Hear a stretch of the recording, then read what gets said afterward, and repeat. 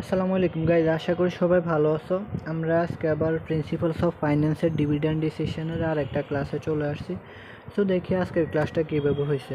আমরা গত ক্লাসে ডিভিডেন্ড ডিসিশনের ওয়াল্টার মডেলসের ম্যাথ করছে।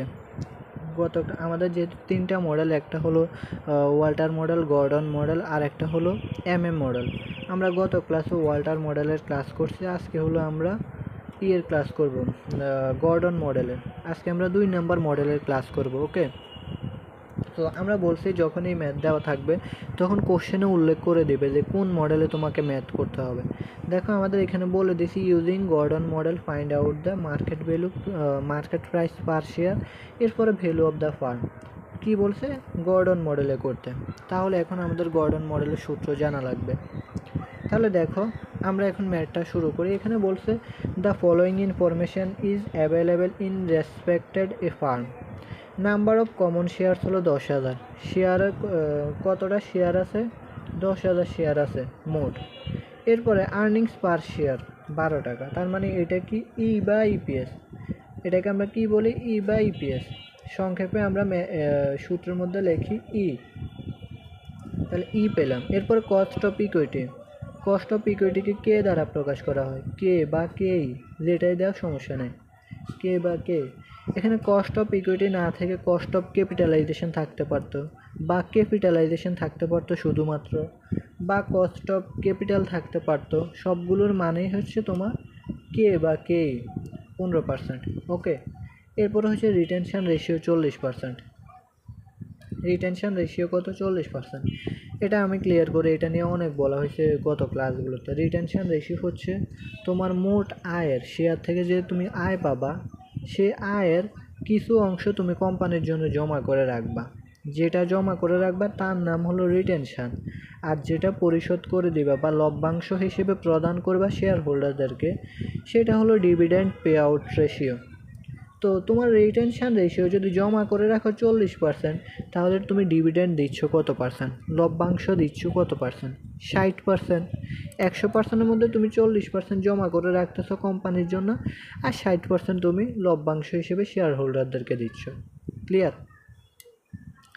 এরপরে হচ্ছে internal rate of return is 10%, 15%, 20%। এখানে ইন্টারনাল রেট কয়টা দিছে? 3টা দিছে, 10%, 15%, 20%। তার মানে এখন আমাদের এই যে গর্ডন মডেলটাও 3বার করা লাগবে। একই সূত্র দিয়ে 3বার করা লাগবে। প্রথমে দেখো আর এর মান আমাদের ধরতে হবে প্রথমে 10%। কই এই যে এই আর আছে না, এই আর এর মান প্রথমে 10% ধরা লাগবে। এরপরে আবার একই সূত্র দিয়ে আর এর মান 15% ধরবো। এরপরে আবার এই একই সূত্র দিয়ে আর এর মান 20% ধরবো। অর্থাৎ এক একটা ইয়েতে এক ইয়ে করলে এক একটা মান বের হবে। তাহলে আমরা প্রথমে আর এর মান 10% দিয়ে শুরু করি। ক্লিয়ার? আমাদের এখানে বলছে when internal rate of return are 10%। এই যে আর 10%, যখন আমাদের internal rate of return 10%, then the market price per share. তখন মার্কেট প্রাইস পার, তাহলে আমরা মার্কেট প্রাইস এখন বের করব কত পার্সেন্ট দিয়ে? ইন্টারনাল রেট অফ রিটার্ন দিয়ে 10% দিয়ে। তাহলে আসো, পি মানে হচ্ছে কি? প্রিভিলিং বা কারেন্ট ইয়ার মার্কেট প্রাইস। ওকে, ইতে হচ্ছে তোমার আর্নিংস পার শেয়ার। এরপরে বিতে হচ্ছে রিটেনশন রেশিও। রিটেনশন রেশিওকে বি দ্বারা প্রকাশ করা হয়। ক্লিয়ার? কে ই হচ্ছে কস্ট অফ ইকুইটি, বি মানে তো হচ্ছে তোমার রিটেনশন রেশিও, আর হলো রেট অফ রিটার্ন বা internal rate of return. Clear? তাহলে এখন দেখো এই সূত্র যদি তুমি পারো তাহলে কোশ্চেন থেকে কিন্তু এগুলো সরাসরি বের করতে পারতেছ। কোশ্চেন কিন্তু সবই দেওয়া থাকে, জাস্ট আমরা একটু ক্যালকুলেশন করে এখানে বসালেই হয়। এখন দেখো আমরা সূত্র অনুযায়ী দেখো, ইর মান সরাসরি ইপিএস বা আর্নিংস পার শেয়ার 12 টাকা দেওয়া আছে, কোশ্চেনে দেওয়া আছে। এরপরে রিটেনশন রেশিও দেওয়া আছে সরাসরি কোশ্চেনে 40% বা 0.40। এরপরে কেই কস্ট অফ ইকুইটি দেওয়া আছে তোমার 0.15, অর্থাৎ 15%। এরপরে আর এর মান কত? 10% বা 0.10 কোশ্চেনে দেওয়া আছে। এখন দেখো এই যে আমরা ইর মান বসালাম 12 টাকা, ইন্টু ওয়ান মাইনাস বি, বির মান কত? 40% বা 0.40, ডিভাইডেড বাই কি? কেই মাইনাস বি ইন্টু আর। কেই কত? 0.15, এটা বসালাম, মাইনাস বি ইন্টু আর, বির মান কত 0.40, এই যে 0.40 ইন্টু আর এর মান কত 0.10, এই যে 0.10 বসাইছি। এরপরে এগুলো করে আমরা ক্যালকুলেশন করে পাইছি কত 65.45 টাকা। কত 65.45 টাকা পাইছে। কখন? যখন আমাদের ইন্টারনাল রেট 10% ধরছে। এখন এই জায়গাটার মধ্যে জাস্ট আমরা চেঞ্জ করে আবার করব। এখন দেখো এই জায়গাটায় চেঞ্জ করে জাস্ট আমরা আবার করতেছি কত, দেখো বির মান আর এর মান এখন কত ধরতেছি, এই যে আর এর মান কত ধরতেছি 15%। প্রথমে আর এর মান 10% ধরছি, এই যে প্রথমে আর এর মান 10% দিয়ে করছি, এখন 15%, এখন 20%, এখন 15% 2 নম্বরটা দিয়ে। ইন্টারনাল রেট অফ রিটার্ন আর সমান 15%।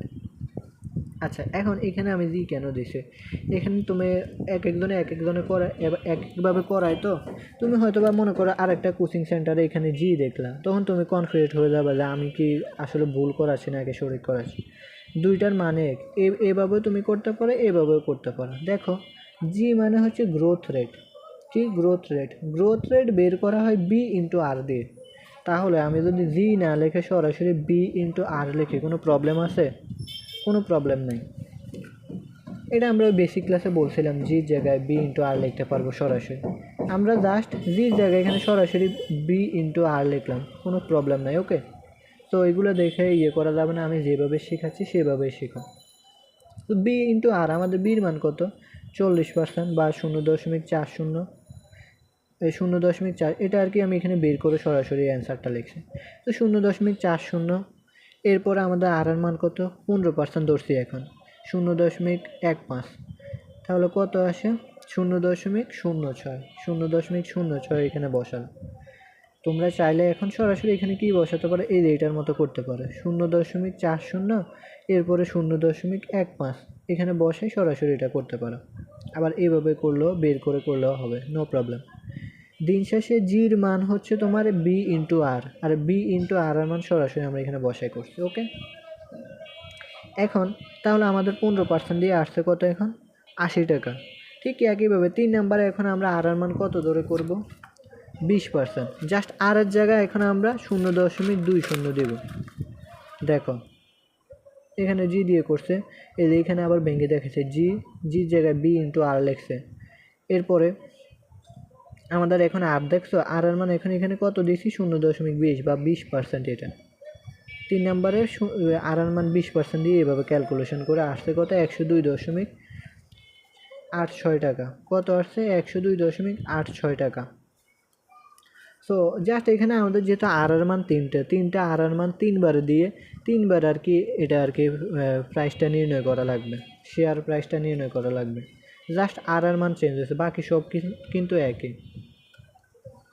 এখন আসো দেখো 2 নম্বর রিকোয়ারমেন্টটা আমাদের বলছে ফার্মের ভ্যালু নির্ণয় করতে। ফার্মের ভ্যালু কীভাবে নির্ণয় করবে, এটা সূত্র কি market price per share into number of share. Market price per share আমরা গত যে ম্যাথটা করছি ওইখানে আমরা P0 লিখছি বা পি লিখছি, হ্যাঁ এটাও লিখতে পারো ইন্টু নাম্বার অফ শেয়ার। মানে তুমি বর্তমানে যে মার্কেট প্রাইসটা পাইছো সেটা দেখা তোমার টোটাল নাম্বার অফ শেয়ারকে গুণ দিবা, তাহলে তুমি পেয়ে যাবা। এখন আসো প্রথমে আমাদের যখন ইন্টারনাল রেট অফ রিটার্ন 10%, তখন আমরা কত পাইছি, যখন 10% ছিল তখন আমরা পাইছি 65.45 টাকা। তাহলে 65.45 দিয়ে আমাদের টোটাল নাম্বার অফ শেয়ার হলো 10,000, গুণ দিছি। এই যে টোটাল নাম্বার অফ শেয়ার এখানে দেওয়া আছে 10,000, দেখছো এই 10,000 দিয়ে গুণ দিছি, আসছে 6,54,500। এরপরে যখন আমাদের রিটার্ন হচ্ছে 15%, ইন্টারনাল রেট অফ রিটার্ন যখন 15%, তখন আমরা কত পাইছি কারেন্ট মার্কেট প্রাইস 80 টাকা। শেয়ার প্রাইস কত পাইছি 80 টাকা, তাহলে 80 ইন্টু 10,000 কত 8 লাখ। এরপরে 3 নাম্বার হচ্ছে আমাদের যখন 20%, ইন্টারনাল রেট অফ রিটার্ন যখন 20%, তখন আমাদের কত পাইছি মার্কেট প্রাইস 102.86 টাকা into total number of share কত 10,000। 10,000 দিয়ে গুণ দিছি, আমরা পাইছি হলো 1,28,600 টাকা, সরি 10,28,600 টাকা। সো তাহলে দেখো যখন আমাদের মার্কেটের ইন্টারনাল রেট অফ রিটার্ন 10%, তখন আমাদের ফার্মের ভ্যালু হচ্ছে 6,54,500 টাকা। অর্থাৎ যখন আমাদের রিটার্ন কম আসতো, দেখো প্রথমে রিটার্ন কম আসছে 10% মাত্র, এরপরে রিটার্ন যখন বেশি আসছে 15% আসছে, 10% থেকে 15% আসছে, তখন দেখো আবার আমাদের ফার্মের ভ্যালু কিন্তু বেশি হয়ে গেছে, বেড়ে গেছে, অর্থাৎ 6,54,500 থেকে 8 লাখ হয়ে গেছে। আবার আমাদের যখন রিটার্ন বেশি আসছে, রিটার্ন 15% থেকে এখন আবার 20% রিটার্ন আসছে, তার মানে এখন আবার বেশি রিটার্ন আসছে, তখন আবার আমাদের ফার্মের ভ্যালু দেখো 10,28,600 টাকা হয়ে গেছে। ক্লিয়ার? এভাবে আর কি আমাদের ফার্মের ভ্যালু নির্ণয় করতে হবে যে আমাদের কত পার্সেন্টে কত টাকা ফার্মের ভ্যালু হয়, টোটাল কত টাকা ফার্মের ভ্যালু কত পার্সেন্টে, এগুলো এইভাবে নির্ণয় করব। ক্লিয়ার? তো তোমাদের এত কিছু মাথায় নেওয়া লাগবে না। যখন ফার্মের ভ্যালু নির্ণয় করতে বলবে তখন আমরা যে মার্কেট প্রাইসটা নির্ণয় করব সেই মার্কেট প্রাইস দিয়ে টোটাল নাম্বার অফ শেয়ার দিয়ে গুণ দেব, দিলে যেটা পাবো, প্রথমে পার্সেন্টেজ দিয়ে যেটা পাবো সেটা গুণ দেব, দ্বিতীয় পার্সেন্টেজে দিয়ে যে মার্কেট প্রাইস পাবো সেটা দিয়ে গুণ দেব। এভাবে আমরা ফার্মের ভ্যালু নির্ণয় করব। ক্লিয়ার? সো এটা হলো আমাদের গর্ডনস মডেল আর কি। আশা করছি তোমরা বুঝতে পারছো। দেখো ম্যাথগুলো কিন্তু ইজি, তোমরা ভয় পাবা না, প্যারা নেবা না, আমি তো আছি। কোনোটা না বুঝলে অবশ্যই আমাকে বলবা, মনের মধ্যে যে কোনো কোশ্চেনই আসুক অবশ্যই আমাকে বলবা, ইনবক্স করবা অথবা কমেন্ট করবা। ওকে, সো আজকের ক্লাসটা এই পর্যন্তই। ধন্যবাদ সবাইকে।